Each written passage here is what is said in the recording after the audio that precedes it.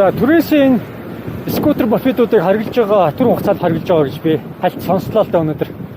Гэтэ энэтэй холбоотой бас нэг зүйлийг хэлэхэд өчтөр би нэг хүүхдүүдээс хэдэн хүүхдээс асуусан энэ мопед энэ чи хэдэн төгрөгийн түрээс төлөхий гэсэн.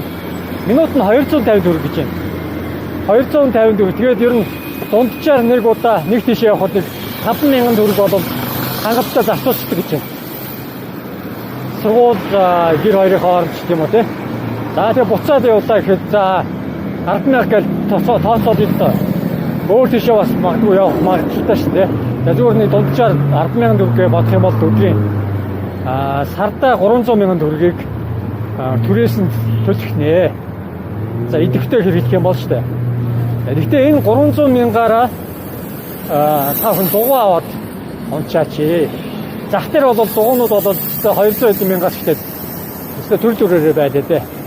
Дугуй ч юм бол хямдхан яагаад хямдхан дугуй аваад унчих гэж юм гэхээр энэ дугуйгаа манай Улаанбаатарч бас хулгай ихтэй шүү дээ.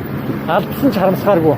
Нэг араас нь харамсаад авах гэж бодвол хямдхан дугуй авчих хэрэгтэй юм шиг надад санагдсан. Эхний удаадаа. Тэгээд нэг гайгүй нэлээд сайн дугуй өмдөг болоод ирэхээр үнэтэй дугуй энтрийг аавна ч тэр үнэтэй 7-8 саяын дугуйнууд ч зөндөл байлаа. За тэгэхээр зэрэг ер нь зуны үйлдэл гэх юм бол 5, 6, 7, 8, 9, 10 гэдэг нэг энэ 6 сар бол хүмүүс дугуй унчиж байгаа байхгүй.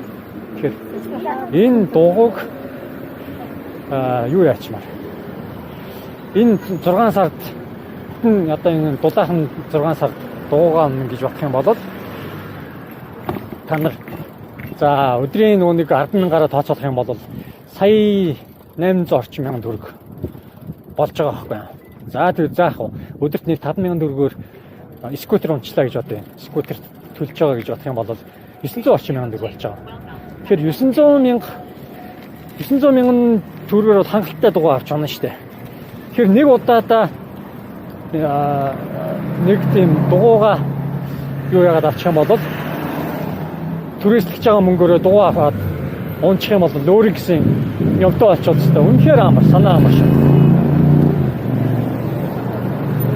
Энэ чинь одоо энэ дугуйгаа бол нэгэн удаа унчин хүссэн цагтаа унна. Ямар нэг хугацаанд баригдаж ингэж хурдан давхих шаардлагагүй. Тэгээ одоо энэ скутер унсан хүмүүс чинь бүгд нөгөө минутаар нь мөнгөнд бодож байгаа.